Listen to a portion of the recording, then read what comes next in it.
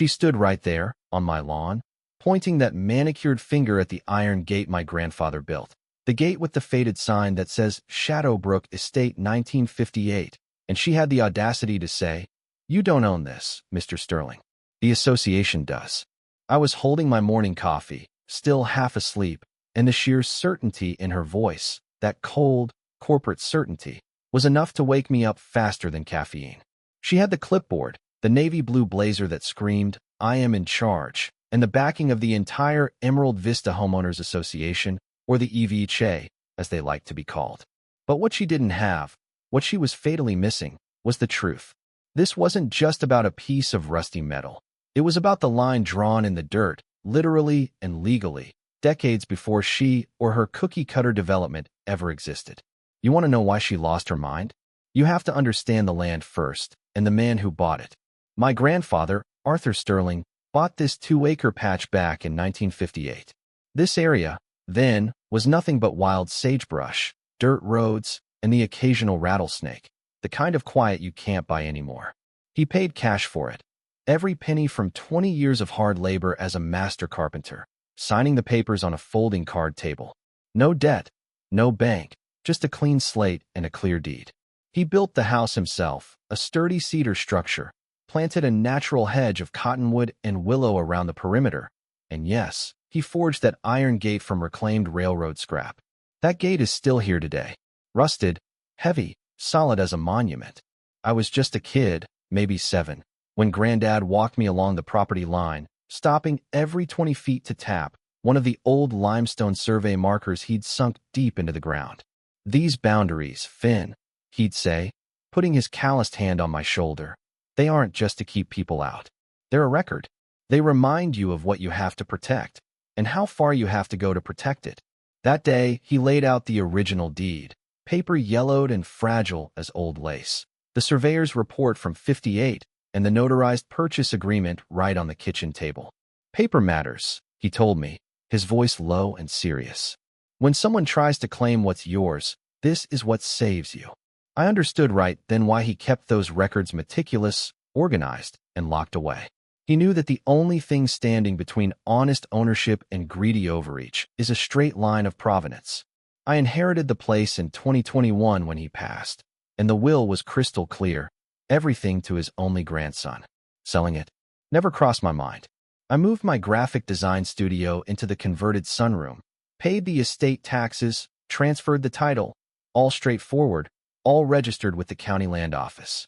And that's when I found it, the little golden ticket that would eventually send the EVHA into a tailspin. While doing my due diligence at the county registrar's office, I pulled up the official map showing the HOA boundaries established in 2008. The developers had bought up all the surrounding farmland and built their standardized, beige, 2-car garage communities, the Emerald Vista. But the map, bless its bureaucratic heart, was explicit. Their jurisdiction, their little kingdom of matching mailboxes, stopped exactly 150 feet before my gate. My land predated their entire operation by half a century. I wasn't part of their community. I never had been. I spent the next few weeks restoring the gate, brushing off the rust, and applying the same black enamel Granddad had used decades ago. I meticulously traced over the faded gold lettering, "Private Property, Estate 1958. That brass lock, the one he cast by hand, it still turns smooth as butter once you know the trick, especially after a good oiling. Standing there with my coffee, feeling that old satisfaction, I knew exactly what Granddad felt when he first installed it. Keep your papers clean. Know your boundaries. Never let anyone confuse proximity with ownership. Simple rules, right? But the simple rules are always the first ones people with a little power try to break. I should have known that quiet wouldn't last. Granddad always said some folks see a quiet person and mistake their kindness for weakness, or their silence for compliance. He taught me the difference between being polite and being a doormat. You share a fence line, but you don't share your ground. And if someone steps over that line, you only tell them once to leave. The first time they showed up, I was pruning the massive old maple near the eastern fence. A perfect Saturday afternoon, the kind of quiet where you can hear the leaves settle on the gravel. Then I heard the car, a fancy black SUV, the engine cutting off, and doors opening with that expensive thunk. Voices, clipped, professional, expecting automatic obedience. I looked up. 3 people stood outside the gate, dressed like they were closing a real estate deal. The woman in the lead, Claudia Vance, had that navy blazer on despite the 90-degree heat. She had a clipboard and was already taking pictures of my gate, my house, my maple, everything she had zero right to document. The other 2, a man and a woman in matching EVHA polo shirts, were scribbling notes and pointing. They didn't knock. They just stood there, judging my life as a code violation waiting to be filed. Claudia rattled the gate once, testing the lock, then mashed the doorbell button, holding it down in a repeated, aggressive chime that echoed through the house. I watched for 30 seconds, just letting them wait. Then I walked out, slow and deliberate, boots crunching on the gravel path. I stopped right at the gate, the rusted iron bars between us, a very appropriate boundary. "Can I help you?" I kept my voice low, my hands visible, my posture relaxed. First rule of conflict: don't escalate until they force your hand. Claudia straightened, giving me that smile, the kind that never quite reaches the eyes. "I'm Claudia Vance, president of the Emerald Vista Homeowners Association. We need to inspect your property." She didn't say, "Would you mind?" or "We'd appreciate it." It was a declarative need, like my permission was a courtesy she was bestowing. "Inspect it for what?" Her smile tightened. "Your maple branches extend into the common area. Your gate doesn't meet the aesthetic standards for this community, and frankly, you haven't paid your HOA dues this year." She delivered it like a prosecutor reading charges in court, each point practiced, authoritative. I paused, letting the silence hang. "I don't belong to the HOA," I said. Simple, clear, no room for interpretation. She actually laughed, brief, sharp, and dismissive. "Every property within this radius belongs to the EVHA.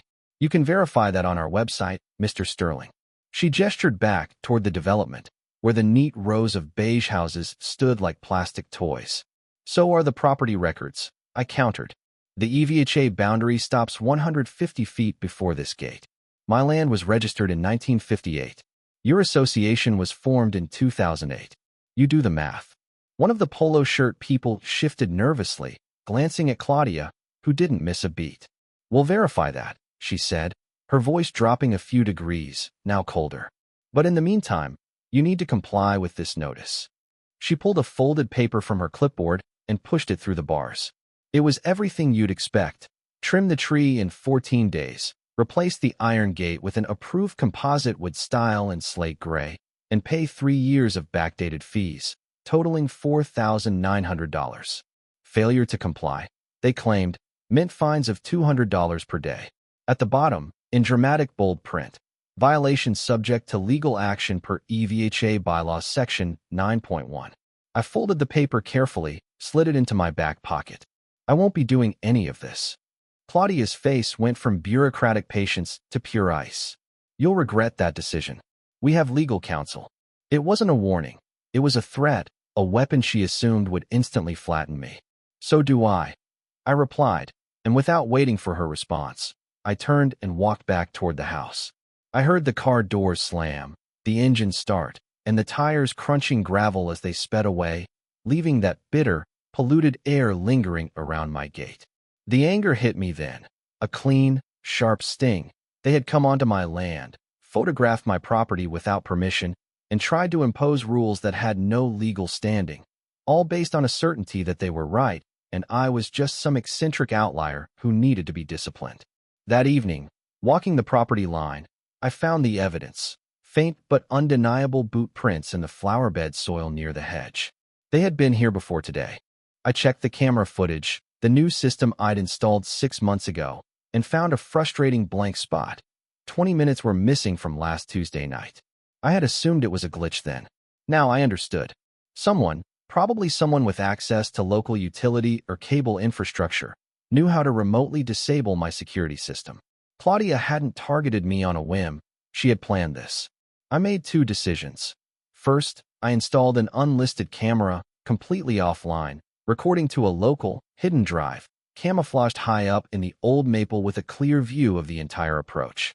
Second, I started building a file, taking photos of the boot prints, logging the missing footage, and filing the EVHA notice right alongside Granddad's original deed and the certified boundary map. "Paper matters," he'd said. When someone tries to take what's yours, paper is what saves you. I didn't know how far Claudia would go, but I knew enough to start collecting evidence like a meticulous detective. The land had taught me patience. My grandfather had taught me preparation. And Claudia Vance had just taught me that some people mistake silence for weakness, and I was done being silent. I spent the next week at the county archives, in the dark, dusty rooms, building my case piece by piece, paying attention to every detail that mattered. I got certified, notarized copies of everything. The 2008 plat map showing the exact HOA boundaries, the meeting minutes that established the EVHA, and the complete, initial list of properties included in that formation. My address, naturally, wasn't on it. It couldn't be. When I finally met with the property law attorney my banker recommended, a woman named Ms. Chun who had seen every dispute under the sun, she reviewed my leather-bound folder for all of 15 minutes. She looked up at me, a flicker of professional satisfaction in her eyes. "Mr. Sterling, they don't have a case," she said, her voice dry. "Your land is completely sovereign. They have zero legal authority over you." A few days later, I received the invitation, or the summons, as it felt, to the HOA's special board meeting. They phrased it as an opportunity for me to explain myself, like I was a misbehaving child. I went, but not because I was obligated.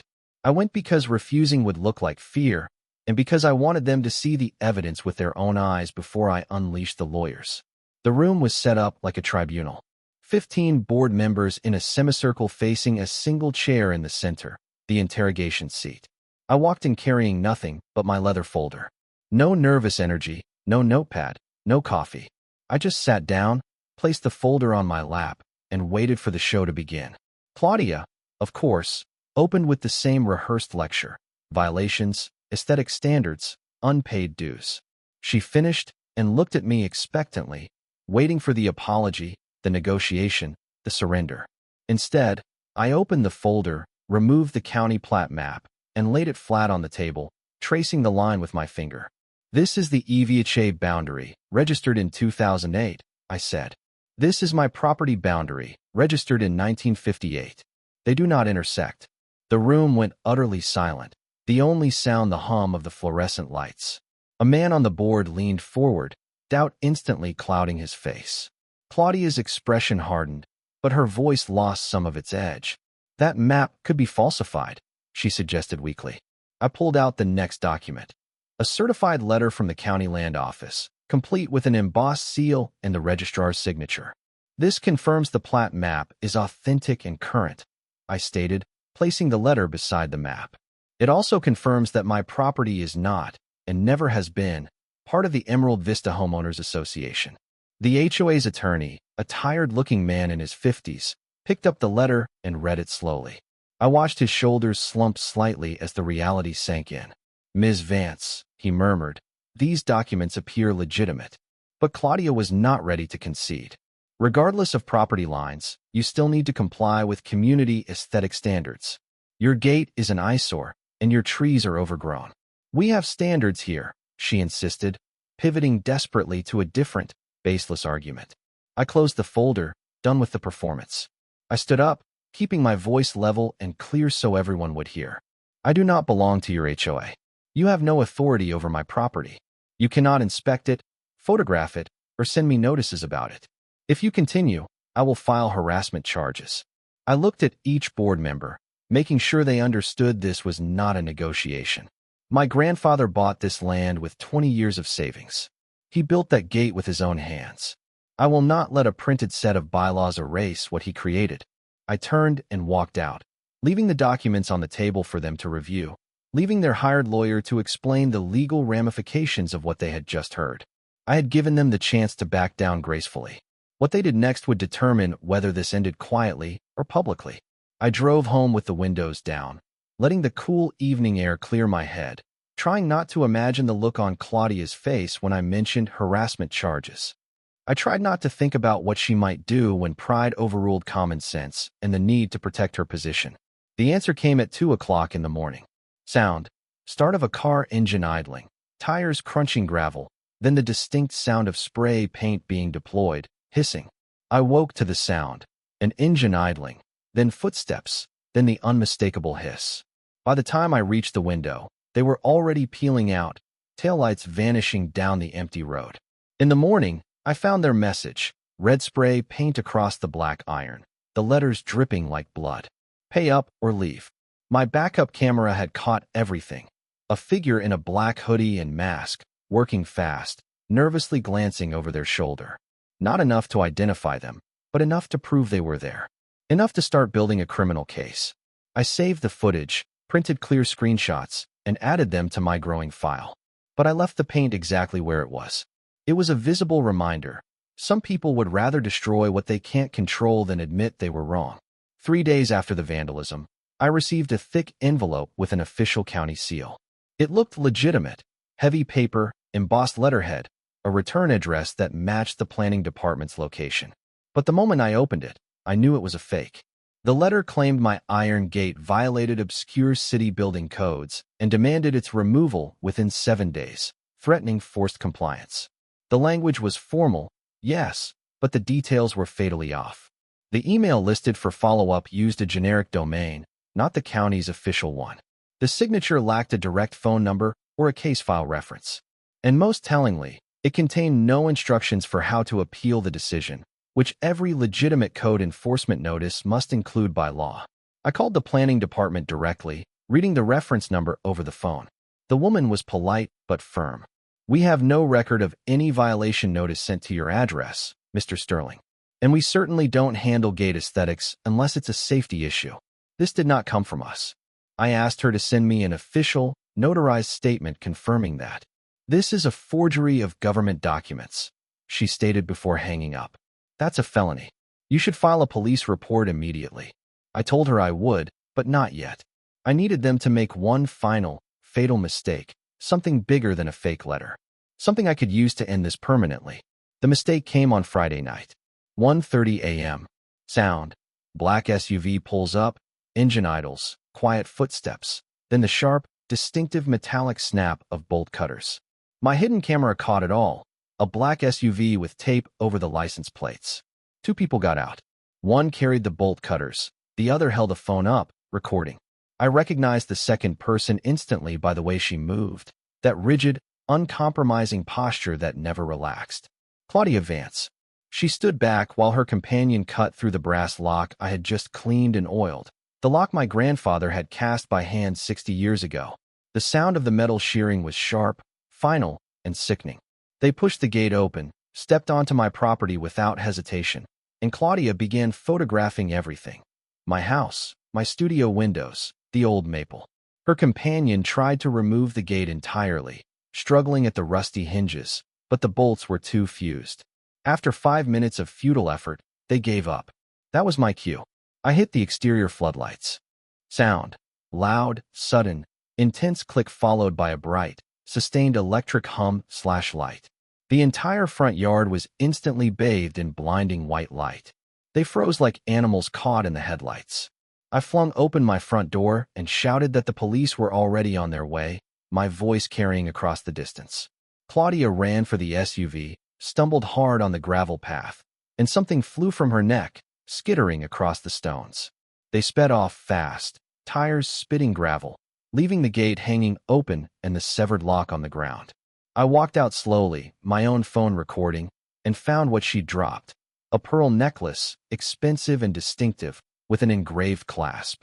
CVHA President. I picked it up carefully, held it under the porch light for the camera to capture every detail, and placed it in a plastic evidence bag. The police arrived 10 minutes later. I showed them everything: the video footage, the necklace, the cut lock, and the fake letter.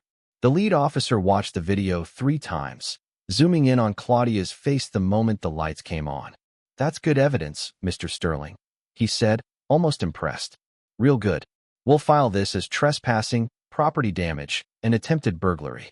The forgery is a separate charge we'll coordinate with the county." 2 days later, my phone rang.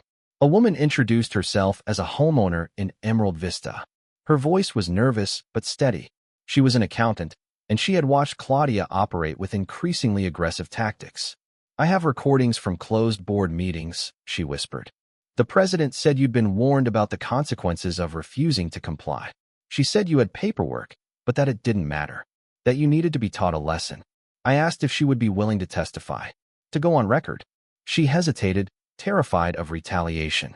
If you can protect me legally, Finn, she finally said, then yes. I'll do it. I met with Ms. Chun that afternoon. We had 4 charges ready to file: trespassing, property damage, harassment, and forgery of government documents. She reviewed the final file, the videos, the photos, the witness statement, the necklace, the fake letter, and nodded once. This is enough, she confirmed. More than enough. They're going to lose badly. I signed the paperwork. 3 weeks later, the lawsuit was filed. Sterling versus Vance and Emerald Vista Homeowners Association. The real battle had begun. I spent 2 weeks organizing evidence like a prosecutor preparing for trial. Every video clip was converted, time-stamped, and secured across 3 separate drives. I had 6 clips in total: the spray paint vandalism, the gate destruction, the trespassing, and 3 earlier, subtle instances I'd found by reviewing all the backup footage: shadows, headlights lingering too long, someone testing the lock at midnight before the main attack. The paper trail was equally comprehensive: Granddad's 1958 deed, the notarized county plat map, the planning department's written confirmation that the violation notice was a criminal forgery, and the fake letter itself, with its fabricated signature. The physical evidence: the severed brass lock, a paint sample that matched a brand sold near Claudia's house, and the pearl necklace, sat in a locked drawer. Ms. Chun, my attorney, reviewed everything twice.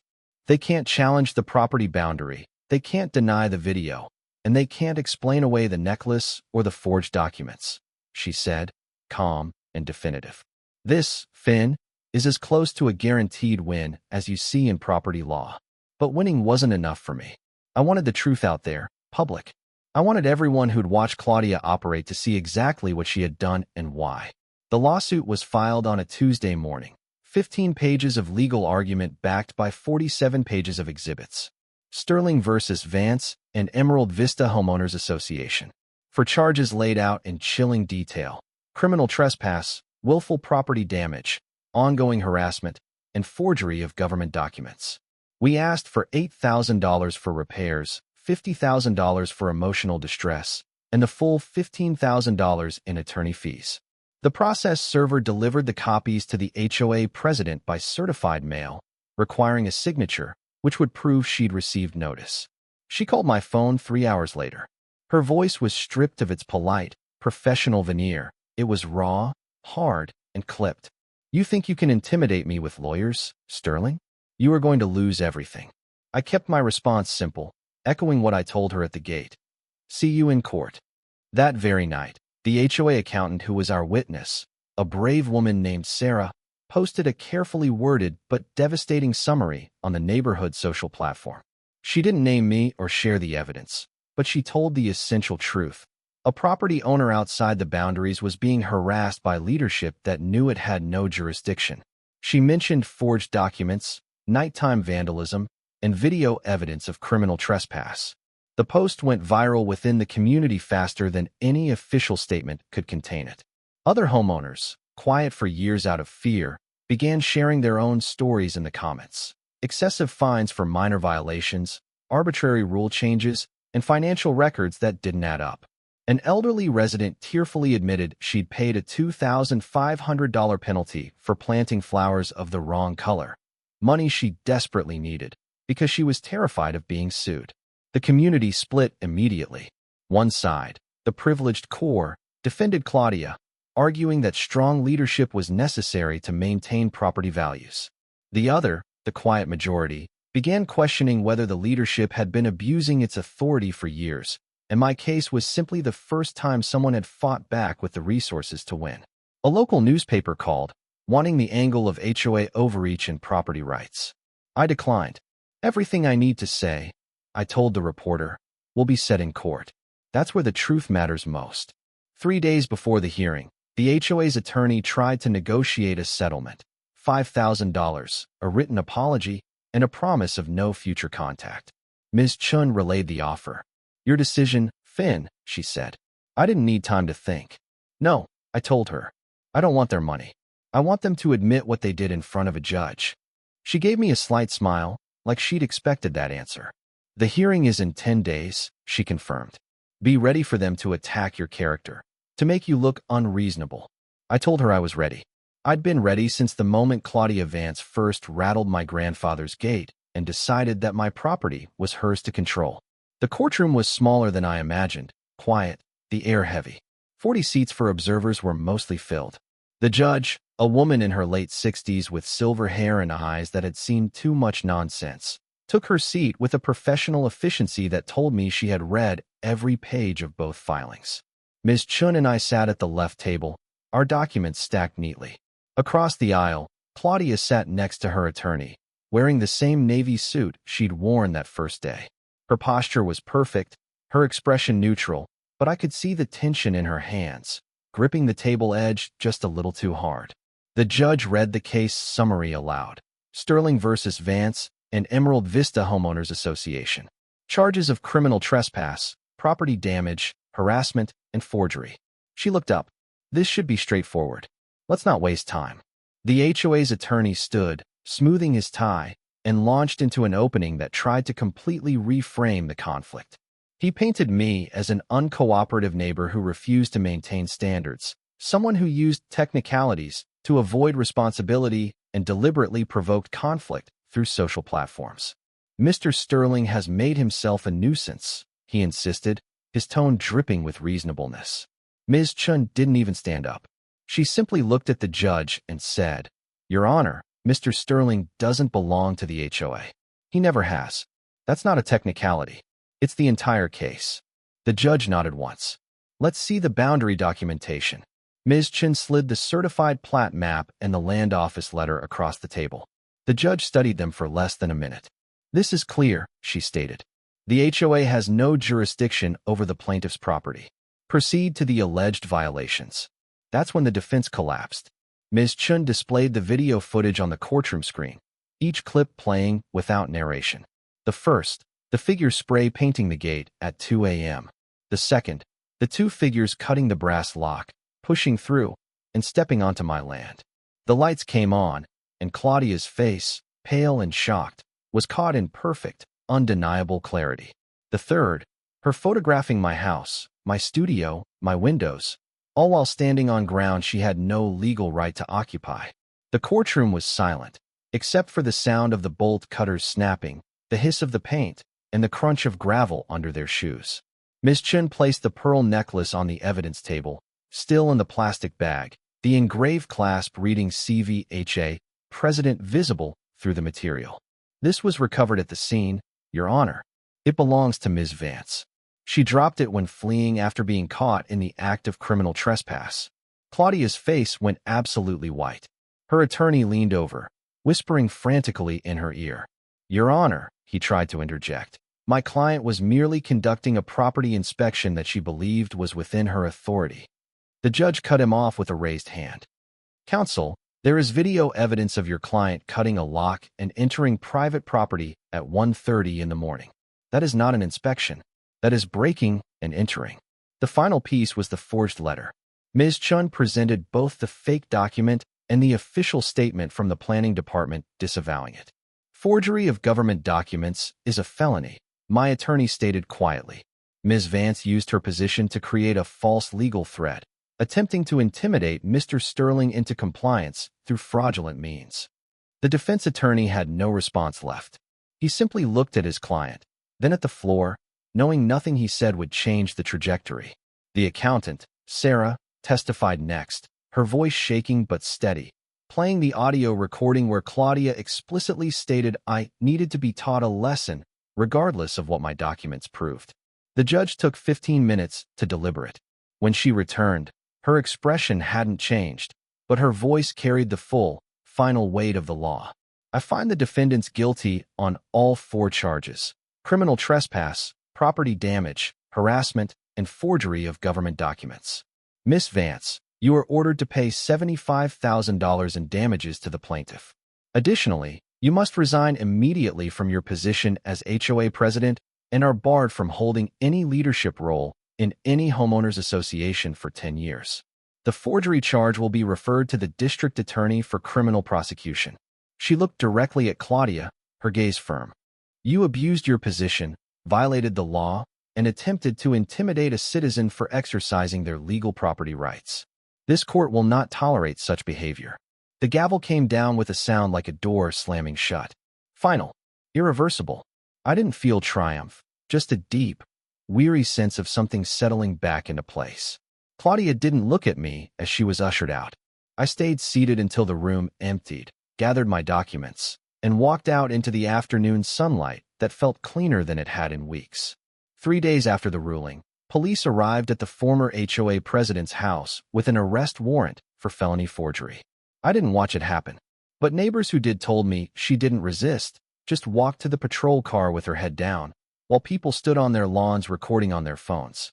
The cruiser drove past the entrance sign to Emerald Vista, the one that read, "A community built on trust" in gold letters, and the irony, I promise you, was lost on no one. Within a month, the accountant, Sarah, was elected interim president by a unanimous vote. Her first actions were public and decisive.